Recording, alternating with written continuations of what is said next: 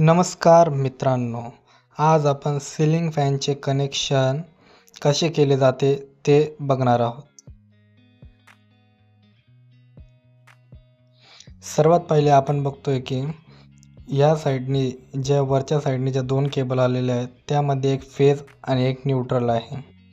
यामध्ये ही जी टेप लावलेली केबल आहे ती फेजची केबल आहे आणि जी दुसरी केबल आहे ती न्यूट्रल आहे आणि कॅपॅसिटरचे जे ह्या पर्पलवाल्या केबल्स आहे या दोन केबल त्या आहेत त्या कॅपॅसिटरच्या आहे आणि उरलेल्या 3 केबल्स ज्या आपल्या आहेत रेड, येल्लो आणि ब्लॅक या केबल फॅनमधून आलेल्या आहेत।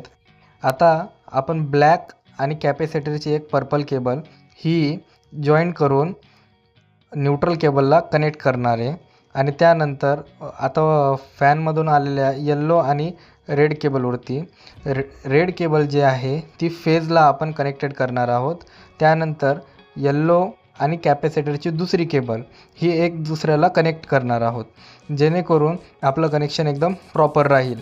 आता जे ही रेड केबल आपण जॉईंट केलेली आहे, जर फॅन जर क्लॉकवाईज फिरला तर ते आपलं कनेक्शन योग्य असेल आणि जर फॅन जर अँटी क्लॉकवाईज फिरला तर सेम जे कनेक्शन केलेलं आहे आपण ते फक्त ट्विस्ट करून घ्यायचं, जेणेकरून आपल्याला क्लेरिफाय होऊन जाऊ।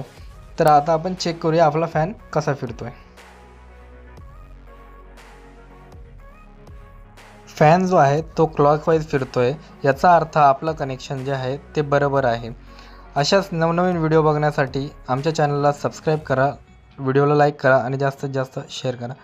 थँक्यू।